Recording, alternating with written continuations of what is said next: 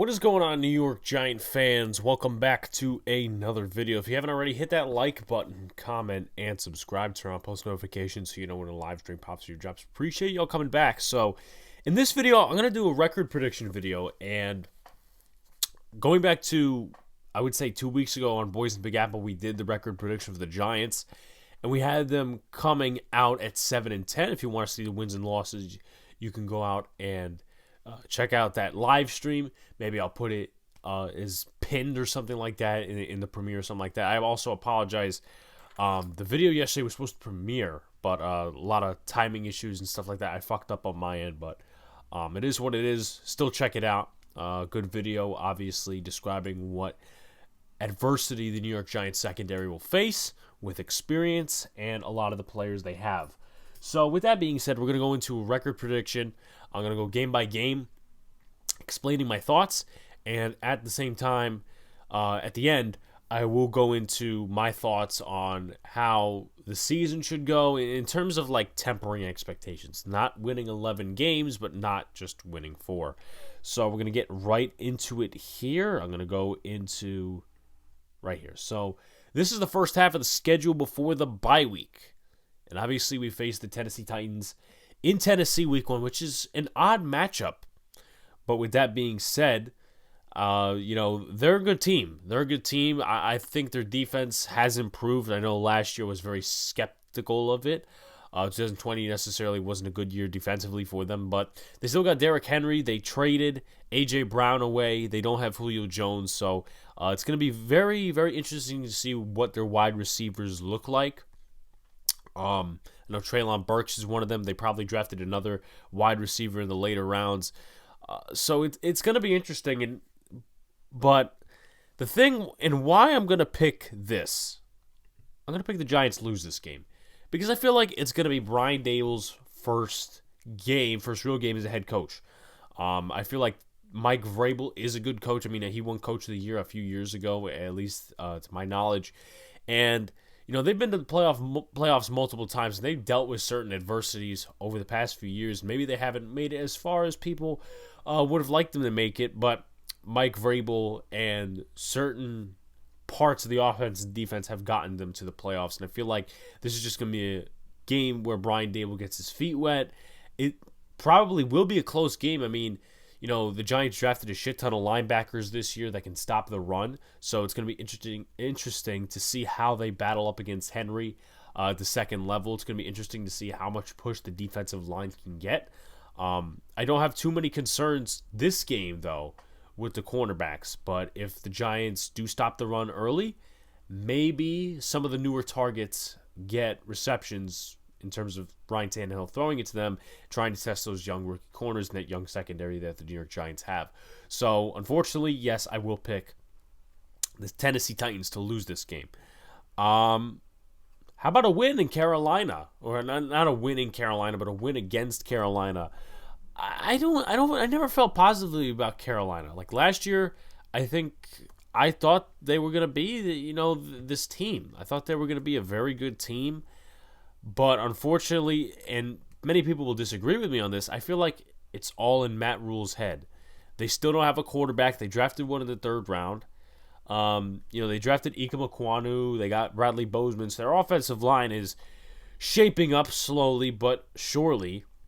You look at the wide receiving core. Robbie Anderson did not necessarily have a good season last year. In terms of the running game, I mean, is Christian McCaffrey going to stay healthy? The tight end room is okay, not the greatest, but I just don't feel good about them as a team. And obviously, we'll check out the record predictions in a few weeks because obviously we're doing little by little for Boys in Big Apple. But I feel like this team has potential to go places, but I feel like Matt Rule is holding them up. I'm sorry, Panthers fans, if you end up checking out this video. And I know something you have to take into mind when you're looking at these games and how opponents look at us. They're like, oh, we're versing Daniel Jones, an unproven quarterback that hasn't proven anything in this league. But with that being said, I have the Giants winning against the Panthers. Now, Week 3, Monday Night Football, oddly enough, for some reason, against the Dallas Cowboys. I think Dallas is a way better team than we are. They may fall this year. La'el Collins is not on the team anymore. Obviously, they've made a couple of adjustments, positive and negative. With that being said, though, the Giants are not good on prime time. It's going to be one of the first prime time tests for Brian Daboll. But I just feel like Dak will take advantage of the young secondary we do have. And you can say, oh, what weapons they have. CeeDee Lamb is one of them. And they'll find ways for their weapons to get into space and get those receptions and what have you.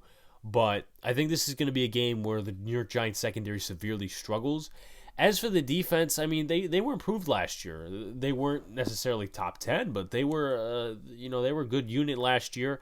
Evan Neal's going to go up against DeMarcus Lawrence, so he'll get one of his first tests of the season. But I just have Dallas winning this one.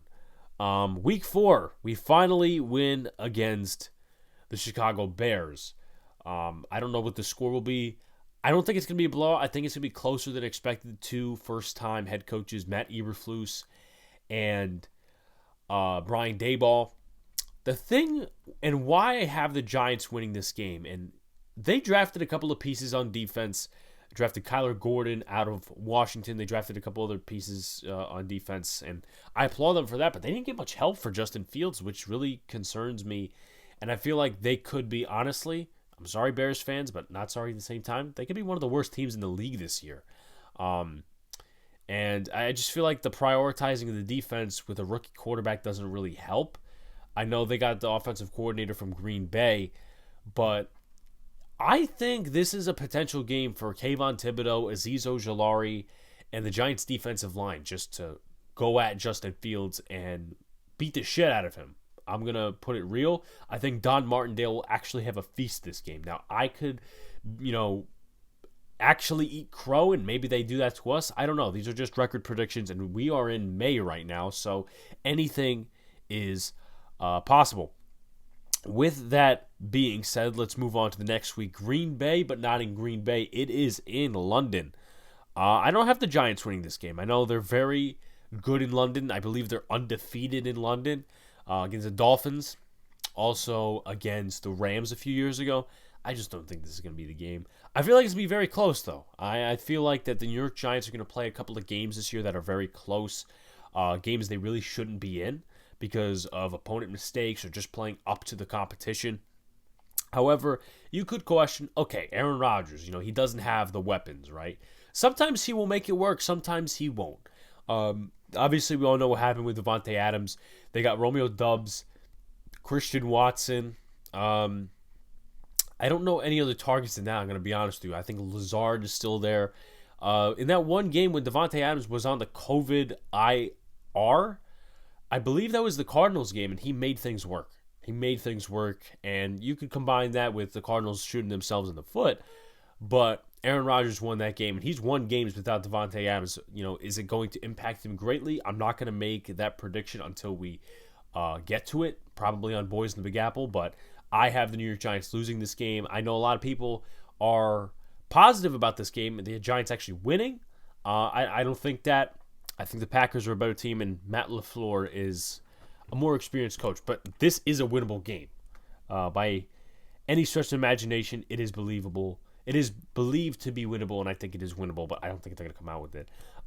This game I actually think might be a blowout, and this may be one of the few blowouts of the season. We lose against the Baltimore Ravens. You could say, oh, well, they don't have targets, right? Lamar Jackson, all of the offense is built around the tight ends. It's built around the running backs. They have a shit ton of running backs coming out. Gus Edwards is still there. J.K. Dobbins, he's coming off of a torn ACL, so maybe he has a good season coming off of that. They drafted a shit ton of tight ends. If I didn't mention already, I probably did, but I'll mention it again. Charlie Kolar, Isaiah. I get all the tight ends confused. I think it was Charlie Kolar and Isaiah Likely that they drafted, two good tight ends. But I just feel like the Giants are not going to be up to level with this game. I don't think they're going to be up to competition. I think the jet lag is going to be a factor because they're coming home from London, and I just don't see this as an easy game for them. I feel like in some ways maybe the defense is stomped on. Maybe the Ravens defense gets to the Giants and, It's definitely possible. Maybe this is a game the offensive line struggles. Maybe this is a game where Daniel Jones really doesn't have it, and we start questioning. Well, should we go to Tyrod Taylor? Because the fan base will do that, whether it's my thoughts or theirs. Anyway, this was interesting. We faced Doug Peterson again in basically New York 2.0. Even though sometimes that could be Tampa, sometimes that could be other places in Florida. I have the New York Giants winning this game. I feel like Jacksonville will be a better team this year. I believe they had 3 wins or something like that last year. And they're under Doug Peterson now, which, give Peterson his credit. He is a better coach.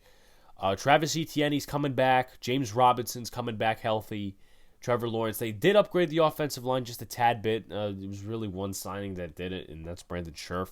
They did overpay a little bit for Christian Kirk. Other than him, I mean, some of the wideouts are questionable. Marvin Hall, not really a starter, kind of 4, 5, 6 guy. Laviska Shenault's still coming into his own. Marvin Jones is, still a reliable guy. Evan Ingram. So this could be, realistically, a game that Trevor Lawrence tries to test the secondary, but with only, I would say, 1 upgrade on the offensive line, the Giants may get there. Kayvon may have a game. Azeez might have a game. Quincy Roche may have a game. Leonard Williams might have a game. So I think this is a game that the Giants defense feasts on. I think it's going to be close because these are 2 teams with 2 new head coaches, and Doug Peterson's not a new head coach, but he's a new head coach in Jacksonville, and he's been around before. It's not like he's dumb or anything. But I think this is going to be a defensive battle game. Believe it or not, maybe I'm wrong once again, but I have the Giants taking this one. And this one is going to seem interesting to a lot of people. I know people are going to yell at me in the comments for this one.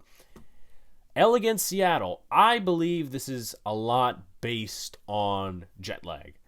I have, they're the 2 away games, and they're in 2 sides of the country. You're going from New Jersey all the way to Florida, then all the way west to Seattle. And I know they did that before. They did that before in 2020 where they went to Cincy, and then they went over to Seattle, and then they won both games. And that's possible. These 2 games are very winnable. The thing with Seattle is I feel like the Giants, I don't want to say come in over their head, but I feel like a lot of people will expect them to win this game, and then Seattle just takes it from us. Is it winnable? Can we beat them out? Can we beat the shit out of them? I believe so. They really don't have a quarterback that's viable right now. I believe Daniel Jones is better than both quarterbacks. I think he's better than Drew Lock. I think he's better than Geno Smith. DK Metcalf and Tyler Lockett are still there. The offensive line's questionable. The defensive line's questionable. Just that entire team outside of wide receivers is questionable. Now, of course, Seahawks fans could give me some insight, but I don't have the Giants winning this game. I feel like it's going to be one of those games that they shouldn't lose, but maybe they pick it up after the bye week. So let's go into the second half of the season. All right, so we have the second half of the season here, and we're coming off of a week 9 bye against the Houston Texans. Well, sorry, Tony. Shouts to loyal supporter Tony Clark. We win that game. I believe, once again, honestly, and this is no disrespect to the Houston Texans, but I feel like they could be a top 3, top 5 draft pick team this year. I think they need another year to grow, and then they get that cap space, I believe, next year if they're one of those teams that gets, the highest cap space like the Giants do next year. Then they could drastically improve. But right now, I just see a game where the Giants can absolutely win it. They have made some good additions. Jalen Petre, one of my favorite guys coming out of this draft. Christian Harris as well. So defensive improvements, yeah, there are there. But they signed Jordan Jenkins, or let me see if they had him for 2 years now. Okay, so they've had him for a year now, but that's not a new one.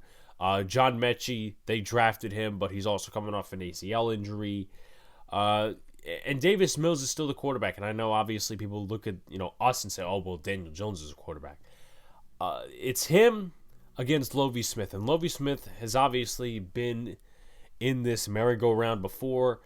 He hasn't really had good teams, to be fair, and I still look at part of the Texans' offensive line as questionable. AJ Cann is average at right guard.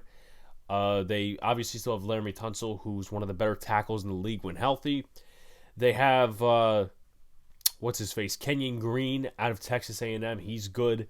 And then other than that, it's just question marks. Justin Britt at center, he's been out of his league for a while now. I mean, and then like Titus Howard, what's he going to be? So I don't mean to act like a casual, but it's just an outsider standpoint.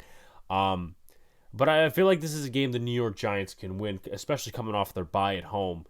So I'm going to give the New York Giants the victory here. Against the Detroit Lions, Dan Campbell in his second year, they did make some improvements. I know a lot of people are down on them, and they're not going to have a winning season this upcoming season. However, they did make some improvements. Obviously, they still have Jared Goff at quarterback, which isn't necessarily the greatest. I'm surprised that they didn't draft a running back. They still have DeAndre Swift, who they're trying to make into a good back, and Jamal Williams is the backup. And then they had a couple of backups last year as well, like Craig Reynolds. They still have him. They added Jameson Williams, so 2 weeks in a row we face a wide receiver with an injury from Alabama. They also have DJ Chark. They signed him. Amon-Ra St. Brown was one of their best receivers, along with Khalif Raymond. So this could either be a quiet game, and I believe it's honestly going to be that. I feel like it's going to be a quiet game defensively. Defensively, a good game. Not too much offense, because these are two quarterbacks who are honestly bottom of the league. Whether you agree that Daniel Jones hasn't had weapons or not, it's just, to put it real without the situation, he's down there with Jared Goff. As of right now, he may be, a top 10 quarterback by the time this game goes. But they've added a couple of nice pieces on defense. Obviously, Aiden Hutchinson was a slam dunk. I mean, who couldn't make that pick? They got the other side secured with Josh Paschal out of Kentucky. They also selected Malcolm Rodriguez in the later rounds, which is a good pick, sneaky good pick.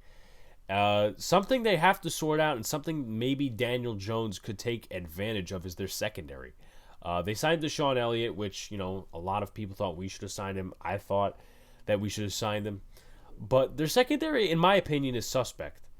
Outside of Elliott and Kirby Joseph, who's, I think, was picked in the 4th or 5th round, look at the cornerbacks. Amani Oruwariye, I mean, he's average. Jeff Okudah, not very good. Mike Hughes, Jerry Jacobs. I'm not really looking at the secondary to be top, even mid-tier. So I feel like this could be a game where the New York Giants are very good defensively or offensively. And I know that sounds really stupid, but if Daniel Jones doesn't get it done and he doesn't pick apart that defense, I feel like there's a possibility, and I know Penei Sewell's on the other side of Taylor Decker, that some way, somehow, this defense comes up with a couple of turnovers, or, once again, Daniel Jones does pick apart this defense, and I feel like that could honestly be what this game is, Daniel Jones picking apart the defense. But at the same time, I feel like Jared Goff would have those abilities too against our defense, and our secondary, which, outside of Adoree Jackson, isn't really proven. I have the Giants taking the W here. Next game, Thanksgiving. I know a lot of people are saying, yeah, the Giants are going to win on Thanksgiving. I don't think that, honestly. I don't think that, honestly. I think Dallas is going to sweep us this year. I feel like, for some reason, that's the case. They're a better team. They're home on Thanksgiving. I don't know who they faced the week before, but for some reason, I think that Dallas is going to earn this victory on Thanksgiving, and they're gonna put our head in the cranberry sauce. If that makes any sense, which probably doesn't. But anyway, now we are back at home. More rest. We played on a Thursday. If I'm not mistaken, Washington also plays on Thanksgiving. I don't think so. I know it's Bills, Lions, Giants, Cowboys, and then like 2 other teams. Maybe I'm wrong about the Washington thing. But the Giants have more rest, and the Giants, they're at home. So this is a game I might actually go to, the Eagle game. I know that, I'm not necessarily a person that likes to go to games in December, but these two might be really good games. Carson Wentz is the quarterback. Obviously, Antonio Gibson is good out of the backfield. That offensive line is slowly improving for them. In terms of the defense, I got to see what they're doing. I know in the draft they added Jahan Dotson, which I thought was a reach, but then again, a lot of people think Wan'Dale Robinson was a reach. Look at their defense. They got Christian Holmes, who they probably drafted, Percy Butler. Just not a lot of additions there. And their defensive line, you can't take anything away from them. They're still a very, very good defensive line. That secondary, though, is still kind of suspect. Like Kendall Fuller, I think he had a good year last year. William Jackson's about average. So we'll see. And, they were why I'm saying that is they were projected to be a good defense in 2021, and they weren't. They weren't a good team, even though they beat us twice. As for the quarterback situation, I feel like we could definitely take advantage of Carson Wentz. Not saying that the offensive line is too terrible. They were actually pretty good last year. But I feel like he will do what Carson Wentz does and make some very stupid decisions. They drafted Cole Turner, so that's a good addition at the tight end position. Terry McLaurin, Jahan Dotson, wherever you want to, first, second round, he is a good wide receiver. And then Diami Brown, who's coming into his second year. And if I'm a Washington fan, maybe I'm not so reliant on Curtis Samuel. I mean, he was injured for a lot of last year. Very underwhelming. Very underwhelming. But I have the New York Giants taking this one. I do have them splitting with Philadelphia, though. 4 wins, 4-1 coming out of the bye week. I mean, that's very weird. That is very weird. But at the same time, I know a lot of you are already suspecting, oh shit, he's going to have us lose the last 4 games. We'll see.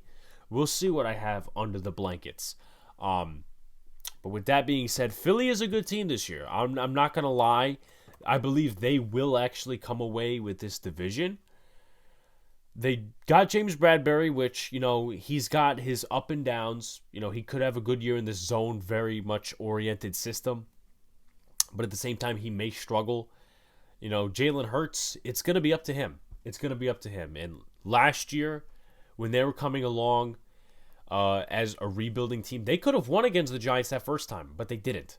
The Giants held them, and he turned over the ball 3 times, total of 4 turnovers, though. Boston Scott fumbled. Hurts turned it over to McKinney. He turned it over to Tay Crowder. He also turned it over to Darnay Holmes. And, it's going to be interesting to see. They have A.J. Brown now, so that's going to be one of their better targets, along with Devontae Smith. Outside of that, they just have a couple of, back-end guys like Zach Pascal from the Colts. And in terms of tight ends, not much there except for Dallas Goedert, who I'm surprised didn't wreak havoc on us in that first game. He was on my fantasy team, and I wasn't banking on it. I wasn't trying to bank on it because I don't want to root against my Giants, but I feel like he would have had a good game. The offensive line, they're still making some adjustments there. Jason Kelsey's still on the roster. They drafted Cam Jurgens, who's probably his replacement. Jordan Mailata, as long as, we like to call him a crybaby, but he is a good offensive tackle. Surprised me, honestly. They signed Hassan Reddick to booster that pass rush. They, for some reason, re-signed Derek Barnett, who I believe had, a decent year last year. Maybe not. They did draft 2 good guys out of Georgia, though. I have to say that. Their linebacking core sucks outside of him and Kaiser White, Nakobe Dean, who I think they said Achilles or a pectoral or something like that. I believe it was a pectoral muscle that everybody was so concerned about, hence why he fell to the 3rd round. But he said he's fine. He said he's going to, be ready for training camp and all the workouts necessary. And then they got Jordan Davis, who ideally is Fletcher Cox's replacement. Fletcher Cox is on a 1-year contract, probably going to retire maybe after this year or try to go to another team with a winning formula. But Jordan Davis, I think he'll give the Giants some trouble. And Javon Hargrave, I thought he had a decent season last year as well. However, I do have the Giants winning this game. This is a game, in my opinion, that the Giants, once again, 2 weeks in a row at home, this is a game, in my opinion, they have no business winning, at least to some people, but I have the Giants winning this game. Now we get into some dark times. L against Washington, I feel like it's going to be a split right down the middle. Washington's at home. I just believe they're going to win the game. I think it's going to be close. They'll try to devise some game plans, but I feel like maybe Daniel Jones doesn't have his best game. I feel like he may turn the ball over in this game. I don't know. it's a weird feeling I have at Washington, and this is going to go down a very horrid path, and I might as well get to the point. 4 losses in a row, and I understand a lot of people will yell at me in the comments, but I believe there are some games within this span that are going to be very close. They just don't win, and in a rebuilding atmosphere, other than wins, you would like to see just improvement. Not, we win 2 games here, we lose 3 games, and they're all blowouts. No, I believe a lot of these games down the stretch will be very close, just not going to be won. Vikings, that is on Christmas Eve, on Saturday. So that's going to be a very interesting game, but I think the Vikings are going to win. It's cold weather, too, and I am not saying that the Giants don't succeed in cold weather, and I'm trying to make this predicament. But the Vikings, I feel like Kevin O'Connell, he will probably get a bit of an advantage. Kirk Cousins is still the quarterback, but he does have his selective good games. Adam Thielen, he's still there. Justin Jefferson. I feel like the secondary, if they don't improve by this time, or at least, progress enough, they will be torn apart. I'm just going to say it right out. So that's a loss. Week 17, the final home game against the Indianapolis Colts. I feel like this may be a game, I kind of want to say like the Falcons game, but not. Matt Ryan and Nick Foles, the quarterback tandem in Indianapolis, and obviously they're coming to the Giants, so they may actually lose this game. And I feel like the last time the Colts came to New York, I want to say they lost. I could be wrong, though. I could be very wrong. But with that being said, I feel like this is a game that's going to be close, down to the wire, but the Giants lose. I feel like the Colts have a better team, and Frank Reich, you could say maybe playing for his job, because he's been there since 2018, and they've had 1 or 2 playoff appearances. Very suspect. And then Week 18, obviously I have to check out what I have in my Eagles predictions, and that's going to be in a few weeks. Once again, Boys in the Big Apple for the 90th time. But this may be a game where they just want to beat the Giants. Beat the Giants. Don't want to tie the series. Don't want them winning on our turf. And I'm not saying the Giants would have any playoff implications at this point. I think they would actually be out of the playoffs. They would be 7-9. But I feel like until we get a good team, the Giants will not win at the Link. And the Eagles will split with the New York Giants. So while I bring all of this down, I'm going to talk about expectations. And once again, this is a prediction. This is not just, this is the way I think the Giants are 100% going to go. This is only about a 90%, maybe even 80% prediction. I want to talk about expectations for 2 minutes and let you guys go. I know, obviously, I did a video on the secondary, and it's not just about the secondary that leaves a concern. And obviously the New York Giants are not going to be a winning football team, in my personal opinion, in 2022. With that being said, you can't come into the season and say, we have no expectations whatsoever. You have to expect some sort of improvement. Giants cannot come out this season and win 4 games. And that would be disastrous. That would be disastrous, and we would look at Brian Daboll like, is this really our guy in the future? Is Joe Schoen, is this really our general manager? So, realistically, I have them winning between 5 and 8 games this year. I have them winning 7 games in total, like 7-10. That's what the record was, in the total of predictions, if you counted. But with that being said, here's what you do have to expect. If you're not expecting huge amount of wins, or, like I am, like a sit-back fan, just see how everything unfolds, you have to expect some sort of improvement down the stretch. It's been too many years that we've seen teams across the NFL, including the New York Giants, in rebuild situations don't improve down the stretch. No matter the wins and loss record, they could be, 5-1 to start and then just blow the shit out of it. Like, I think the Bears started like that a few years ago, and I think the Broncos started like that a few years ago. Anyway, you need to see improvement down the stretch. This isn't, it's a winning team and this, that, and the other thing. No. This isn't a team that's tanking either. But in a rebuilding year, and I'm repeating myself, you have to expect some improvement. That honestly has to come through 2 main things. The secondary, because the secondary is extremely young. Extremely young. And we have yet to see what Don Martindale does with these guys. I mean, they're man coverage corners, but at the same time, how many of them have real NFL experience in actual games, getting over 40% of the defensive snaps? And I think the offensive line has to improve. And this wide receiver core has to stay healthy. Other than that, I mean, in terms of those two things with offense, Daniel Jones and Saquon Barkley won't have a platform to stand on in terms of succeeding if those two things don't happen in terms of the offense. Wide receiving core not staying healthy because Daniel Jones won't have anybody to throw to. But at the same time, I feel like Brian Daboll and Mike Kafka are the coaches on the offensive staff to try to devise a game plan. Not like how many years ago in the past few years where it's, this guy's out, we're going to lose. Don't make it too predictable. And the offensive line, you have to expect Andrew Thomas to be like he was last year.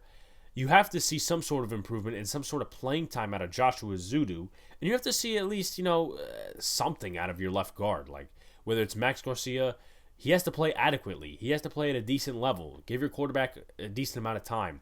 John Feliciano, I mean, he has to be at least average. Mark Lewinsky, same thing. And then Evan Neal. He may struggle the first 5 to 7 weeks of the season against very tough edge rushers. But he has to improve down the stretch. If he doesn't improve down the stretch, I see why a lot of Giant fans would be very ticky-tacky with Evan Neal. And I'm not trying to say that, I would be, we got to draft the right tackle if he doesn't improve. But you would have to take your blinders off and say, look, the fact that he didn't improve down the stretch is a concern, right? Other than that, also you have to see improvement out of Kayvon Thibodeau and some of these edge rushers. If they're put in a position to succeed, despite the young secondary, you have to see growth out of Thibodeau. You have to see growth out of this linebacking core. Because even though we didn't draft linebackers in the first, 4 rounds, you have to really go out there and, put them in the best position to succeed in their limited snaps. Because I don't think Tate Crowder is going to be around. I don't think he's going to be around much longer, Blake Martinez, he's not going to be around much longer. I feel like next year or this year is his last year. Someone's going to need to step up in that role. And if Darian Beavers and Micah McFadden don't show something in limited snaps, who knows? They may have to get a linebacker in the next draft. But I appreciate you guys for sticking around.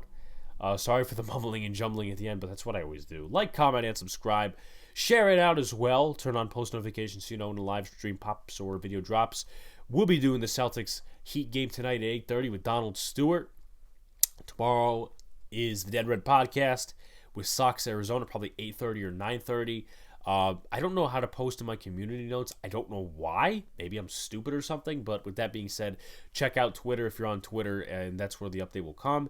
Then Friday, it will be Yankees, Rays, most likely with Donald Stewart once again. And I should have some more videos out like this. I enjoy doing this now that I have the free time and, I'm away from the finals and shit. I love doing this stuff. And, hopefully we keep growing the channel as the summer months go on during the dog days of June and July. Peace out, guys. See you later. Stay cool.